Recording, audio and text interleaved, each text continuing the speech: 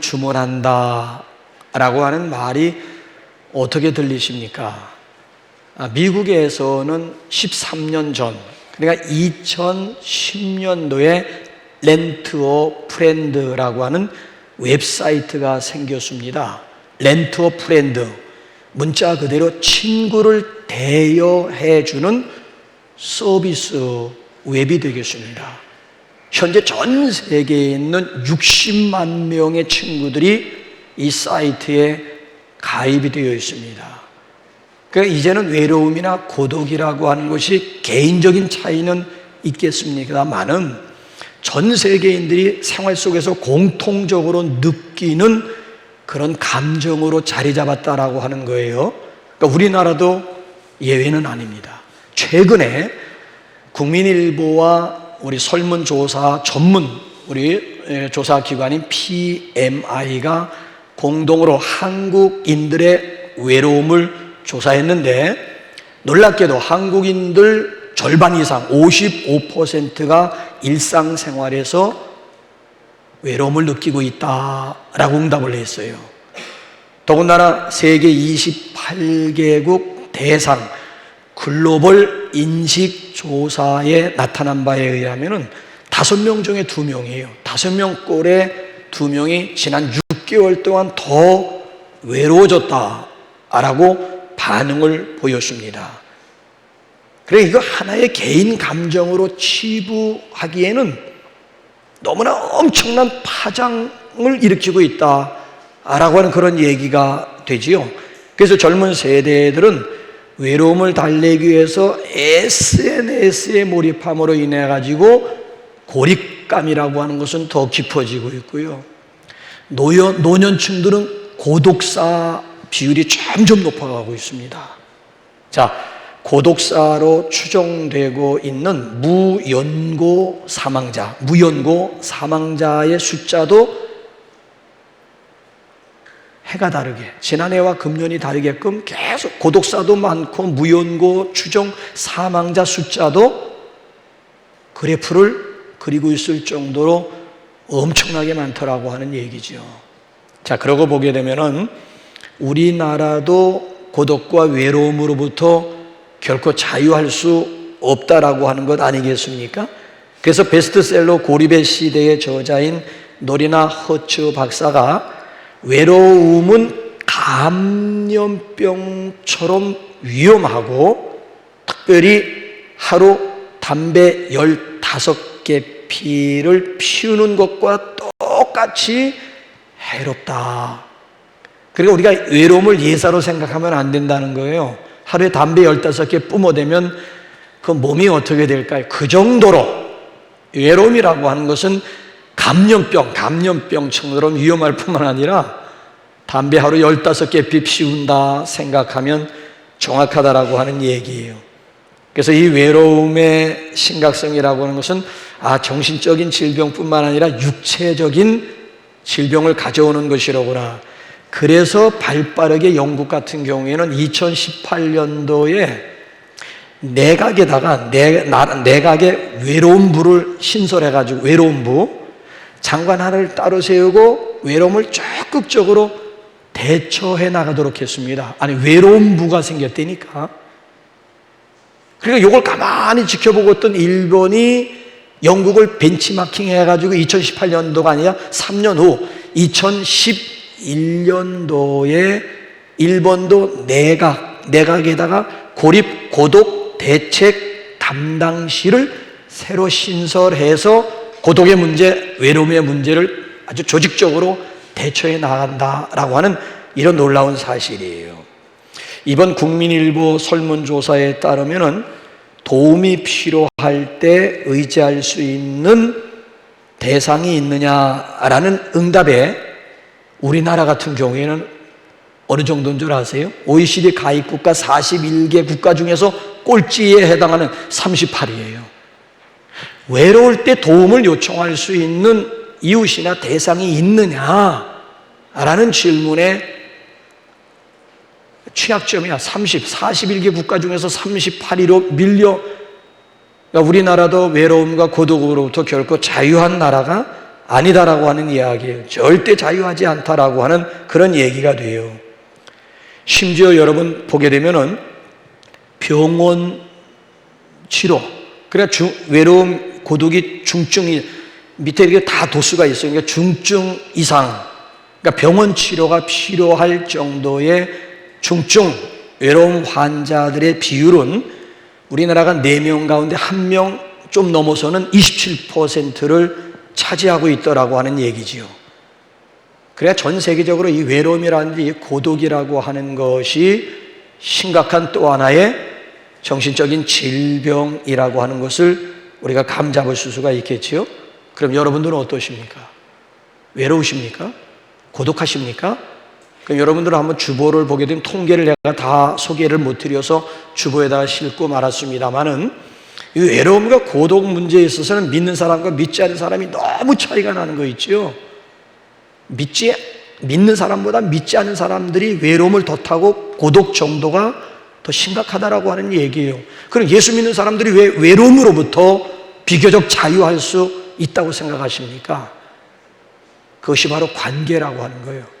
사람과의 관계도 중요하고 일시적이고 순간적이지만 하나님과의 관계로부터 고독 문제를 해결받을 수평적인 관계도 중요하지만 이 수직적인, 그래서 우리에게 필요한 것이 이런 성령 수양회나 인카운터 수양회나 전교인 수양회가 우리에게 필요하다라고 하는 것은 하나님과의 관계를 회복하기만 하면, 물론 인간관계도 중요해, 도움이 돼요. 외로움으로부터 벗어나는데 인간관계, 서로 얽히고서 함께 울고 막 함께 웃고 하는 이런 관계도 중요하지만은 이건 일시적이고 가변적일 수 있다는 거지요.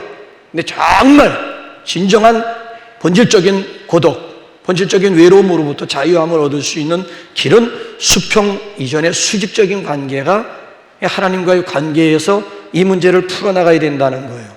자, 오늘은 우리에게 다가오시는 하나님이 어떤 하나님일까요? 자, 우리가 선택한 이 에스겔서를 보게 되면 48장까지 되어 있는데 두 부분이에요. 1장부터 32장까지는 심판에 대한 내용을 다루고요. 그 다음에 33장부터 마지막 48장까지는 회복에 대한 내용을 다룹니다. 그러니까 이스라엘 백성들이 우상숭배와 불순종으로 인해서 결국 범죄에서 하나님께서 매로 치셨는데 그 매가 바벨론에 매였어요. 그래서 결국 죄값으로 인해 가지고 바벨론으로 포로 잡혀가는, 그래서 거기서 지금 고통을 겪고 있는 그런 내용들이 전반부를 이루고요. 후반부는 회복을 약속하는 거예요. 70년, 하나님이 정한 70년이 되게 되면 반드시 다시 고국으로 돌아와서 회복하게 될 것이다. 그래서 이 회복을 또 고국, 예루살렘 있잖아요. 고국 귀환을 예언한 선지자들이 예레미야 선지자, 에스겔 선지자, 다니엘 선지자예요.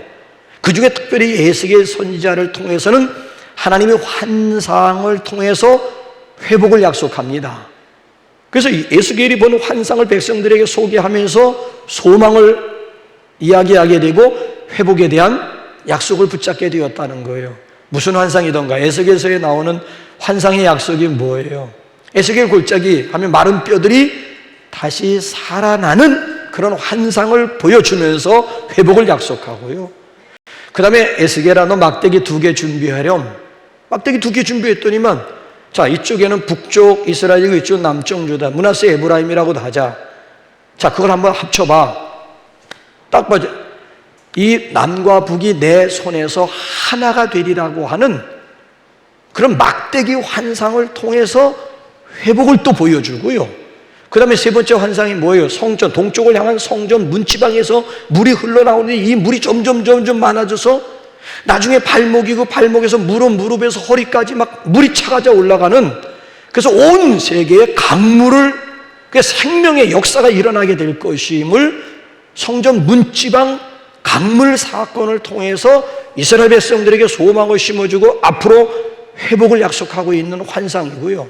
그리고 이제 오늘 여기 우리가 함께 읽은 이 본문 말씀을 보게 되면은 회복됨, 동서남북 다 여기 있잖아요. 척을 다 재라, 상징적인 것이잖아요.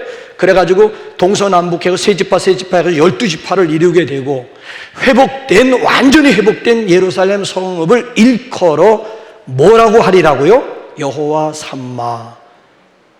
그러니까 에스겔 전반전은 하나님의 영광이 떠난 것으로 느껴지게 만들고, 그 다음에 후반부를 통해서 떠나셨던 하나님의 영광이 다시 회복된 예루살렘 성읍에 돌아오는 것으로 에스겔서가 마감을 하고 있습니다.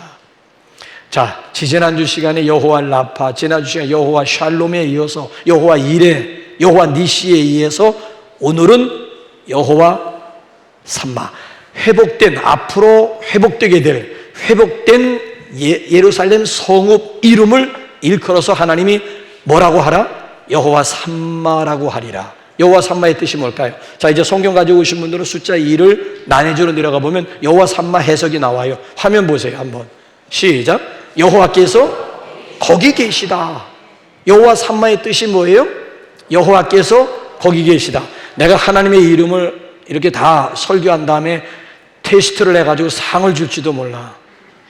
여호와 삼마의 뜻이 뭡니까? 여호와 이레의 뜻이 뭡니까? 여호와 라파의 뜻이 뭡니까? 여호와 이레의 뜻이 뭡니까? 여호와 샬롬의 뜻이 뭡니까?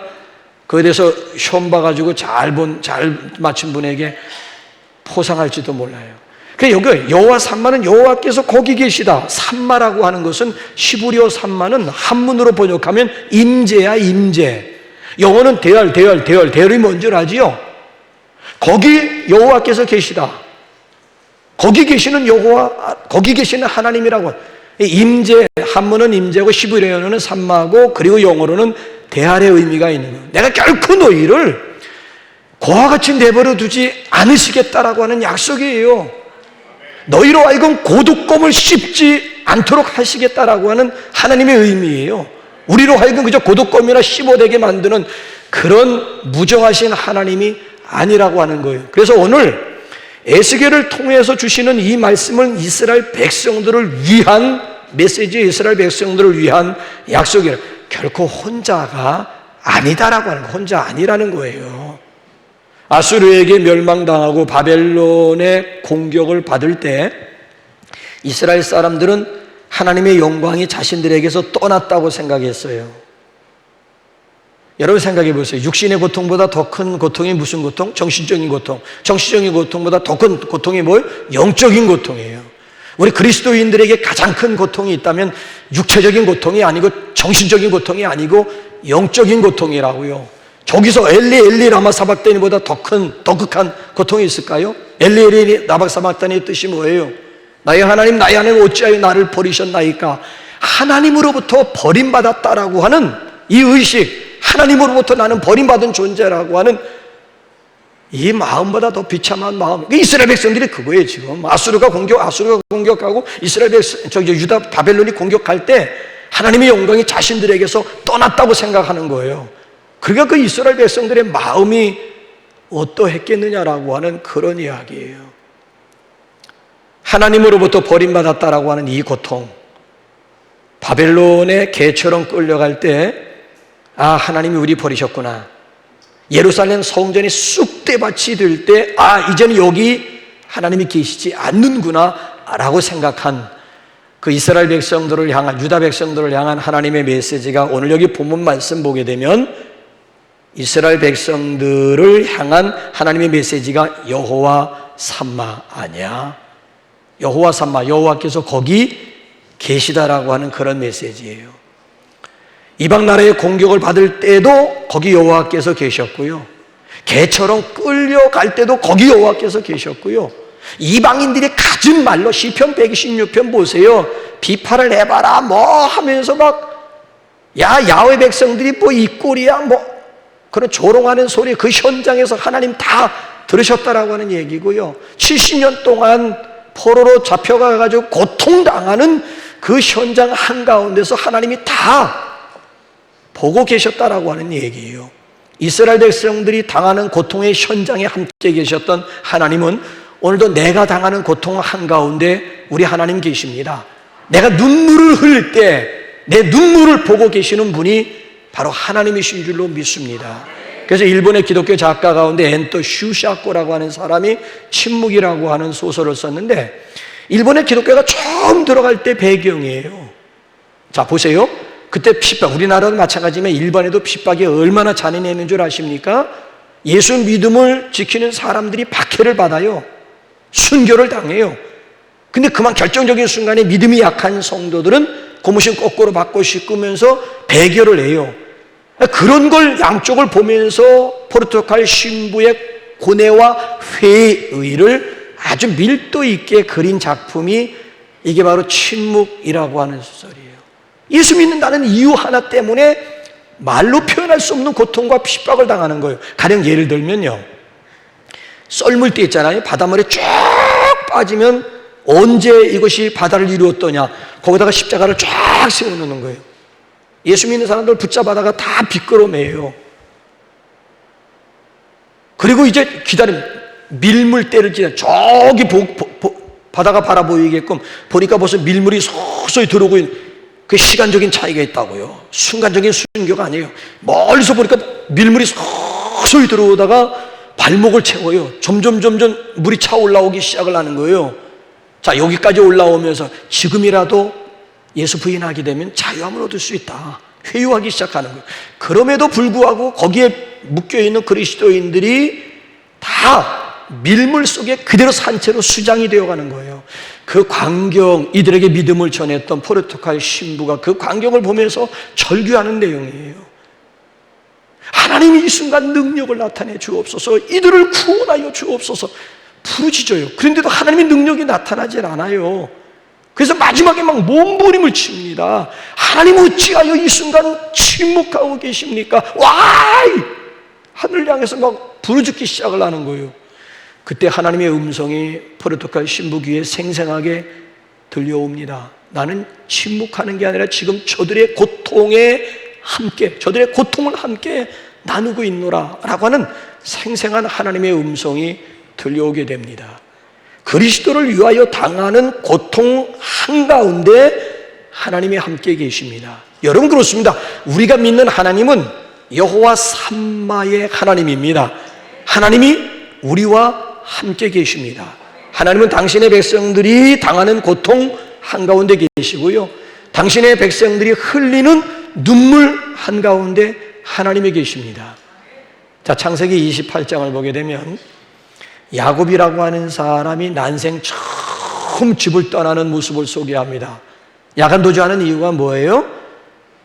아버지 이삭을 속였고 형 에서를 속여가지고 형이 받아야 될 장자의 축복을 강도질한 거예요.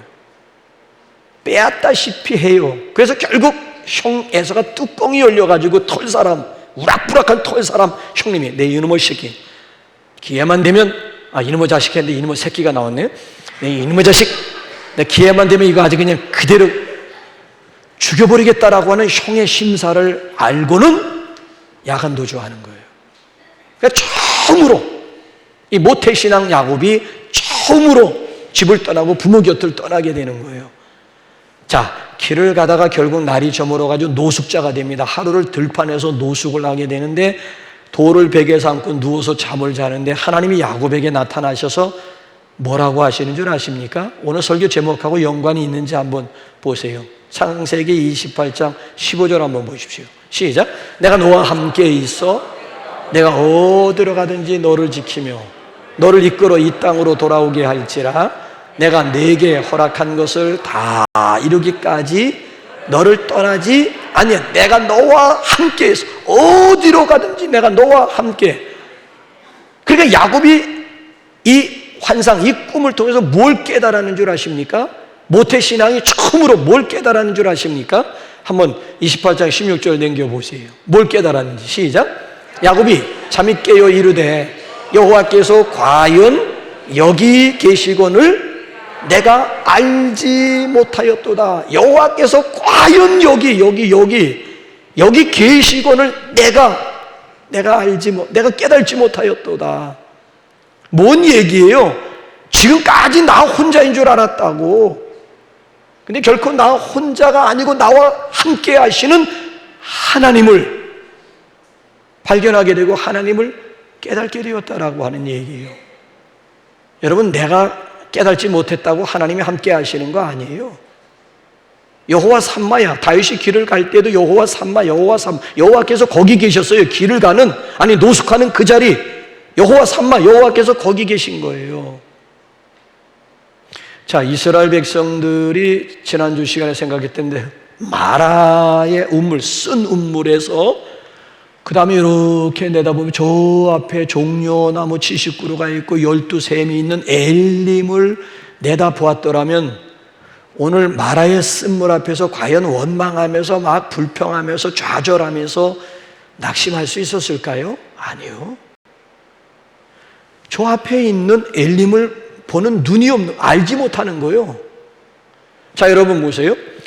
고난당하는 현장 가운데 고난의 뒤편에 있는 하나님의 축복을 볼 수 있었더라면은 그래도 여러분 원망하면서 불평할 수가 있었을까요?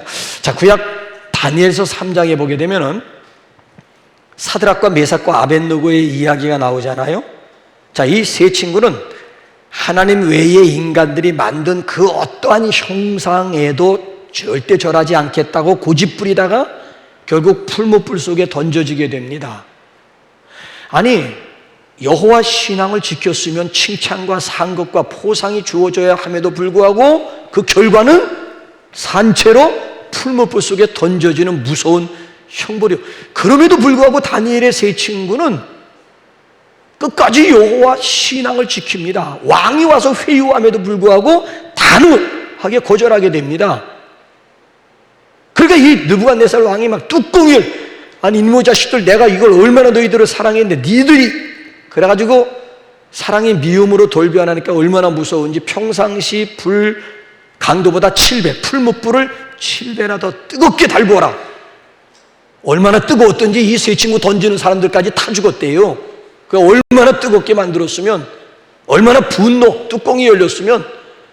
아니 그런데 어떤 현상이 일어난 줄 아세요? 분명히 평상시보다도 7배나 뜨겁게 풀무불을 달궜음에도 불구하고 어떤 현상이 일어나요? 자, 거기도 한번 본문의 주제가 연관되는지 한번 보세요. 다니엘 3장 25절 한번 보십시다. 시작. 왕이 또 말하여 이르되 내가 보니 결박되지 아니한 네 사람이 불 가운데로 다니는데 상하지도 아니하였고 그 넷째의 모양은 신들의 아들과 같도다. 자, 질문할게요. 저는 대답 못하는 질문 던지는 어리석은 목사는 아닙니다. 자, 느부갓네살 왕이 몇 명을 불 속에 던졌어요? 3명. 근데 불 속에는 몇 명이 있어요? 4명. 그 넷째의 모양은 어떻다고요? 신들의 아들과 같도다. 신들, 왜 복수냐? 여러분, 하나님 이름이 복수예요. 엘로힘, 아이엠이라고 하는 게 복수야, 복수. 아니, 하나님은 한 분인데 어떻게 복수예요? 성부 하나님, 성자 하나님, 성령 하나님 있잖아. 그러니까 하나님의 이름은 엘로힘이라고 하는 것 자체가 뭐 신들의 아들 같도다라고 하는 얘기는 뭐예요? 그러면 불 속의 네 번째 사람은 누구라고 하는 얘기예요? 예수님이라고. 구약의 성육신이야. 구약의 성육신 사건이라고요. 불 한가운데에도 여호와 삼마야. 여호와 삼마. 길 노숙하는 그 현장에만 여호와 삼마가 아니고 불 한가운데도 여호와 삼마, 여호와께서 거기 계셨다라고 하는 얘기예요. 거기. 미국의 어느 중년 부부, 금실이 너무 좋아가지고 많은 사람들의 부러움을 사는 부부가 있었습니다. 근데 부인이 갑자기 눈이 침침해져가지고 병원에 갔더니만 이거 당장 수술해야 됩니다. 수술대에 올랐는데 잘못 수술돼가지고 실명했어요. 얼마나 충격적인 거예요. 얼마나 절망스러운지. 그래도 이 부인이 하나 놓지 않은 것이 직장만큼은 난 포기할 수 없다. 시력 잃은 분이 어떻게 직장, 그러니까 미국이지요. 우리나라 같으면 그거 지금이야만 달라졌겠습니다만은 가능했겠어요? 그래서 남편이 아침 저녁으로 부인 출퇴근 시켜주는 거야, 출퇴근을. 근데 어느 시점에 이르던 남편이 갑자기 이상한 말을 하는 거예요. 당신 직장과 내 직장이 너무 거리에 떨어져 있으니까 이제는 당신 스스로 한번 혼자 직장 생활하고 출퇴근해라.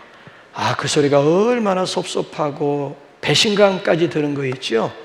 오기가 생겼어요. 그래, 남편 도움 없이도 내가 혼자서 내가 한번 출퇴근하리라 결심한 그 다음 날부터 지팡이 짚고 더듬거리면서 버스에 오르내면서 점어지고 자빠지고 하면 눈물을 막 울컥고 쏟아내고,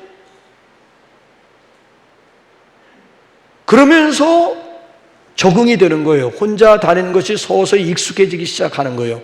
자, 그로부터 2년이 지난 오늘 버스를 타는데 버스 기사가 뜻밖의 얘기를 하는 거예요. 아주머니는 정말 행복한 분입니다. 남편이 끔찍이 아끼고 사랑해 주니까요. 지금까지 남편이 계속 부인과 함께 버스를 타주고, 부인이 버스에서 내려서 직장에 들어가 건물로 들어가는 모습을 보기까지 멀리 지켜보고 있다가 손 흔들어 주고, 그리고 돌아서는 당신의 남편. 이 소리를 듣는데 갑자기 이 부인 눈에서 주체할 수 없는 눈물이 그냥 왈칵 쏟아지기 시작을 했어요. 여호와 삼마가 아니고 남편 삼마예요. 남편이 거기 있은 거예요. 이 부인 몰랐을 따름이 지금까지 혼자 버스 타고 혼자 길을 가는 줄 알았는데, 멀찍이 쫓아가서 버스 타면 같이 늦지막하게 뒤따라서 뒷좌석에 지켜보고, 넘어질 땐 막 같이 막 다가가서 일으켜주고 싶지만은 같이 눈물을 흘려주고, 그리고 건물 안으로 들어갈 때 손짓해주고.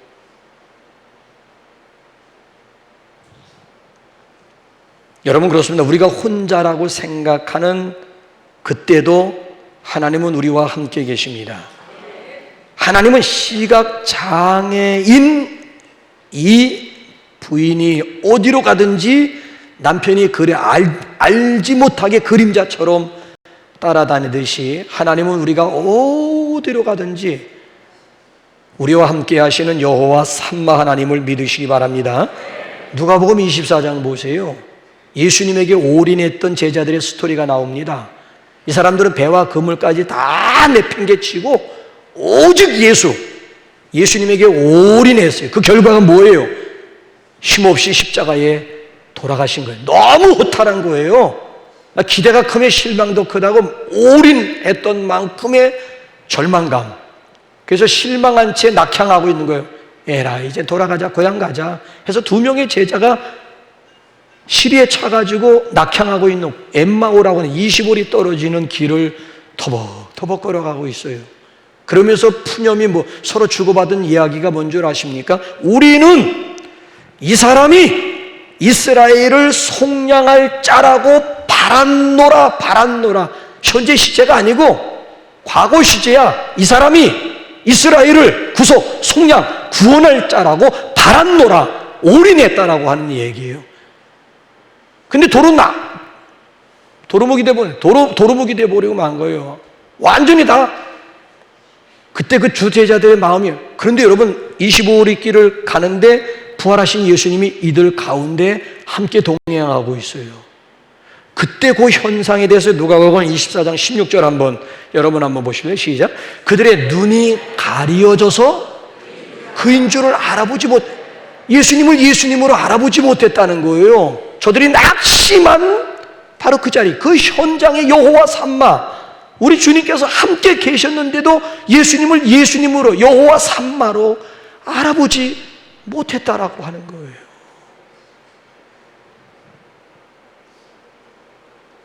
혹시 우리 가운데 어둡고 험한 인생길을 외롭게 혼자서 걸어간다고 생각하시는 분이 있습니까? 혹시 우리 가운데 나 혼자 내 동댕이 친 것 같고 아무도 나를 도와주지 않아 낙심하고 좌절하는 분이 있습니까? 내 힘으로는 이 앞에 쌓여있는 이런 문제들을 해결할 힘이 없어가지고 주저앉아 있는 분 없습니까? 그런 분은 이 시간 나하고 찬양 하나 해요. 왜 나만 겪는 고난이냐고 불평하지 마세요. 고난의 뒤편에 있는 주님이 주실 축복 미리 보면서 감사하세요. 너무 견디기 힘든 지금 이 순간에도 주님이 일하고 계시잖아요. 남들은 지쳐 앉아 있을지라도 당신만은 다시 일어설 수 있는 길은 여호와 삼마 때문인 줄로 믿습니다. 고난은 변장하고 찾아오는 하나님의 축복이에요. 고난 그 뒤편에 있는 하나님이 주실 축복 생각하면 어떤 형태의 고난이든지 덤벼라 이 작것들아. 어떤 고난이 몰려온다 할지라도 왜? 이 고난 후에는 하나님이 준비하시고 하나님이 예비하신 또 다른 상급이 있고 복이 있다라고 하는 것을 믿는 성도들이라면 고난 앞에 굴하지 않고 오히려 덤벼라 작것들아 맞짱을 떠가지고 결국 고난을 케어시키고 고난을 때려눕힐 수 있는 이유는 여호와 삼마라고 하는 약속 때문입니다.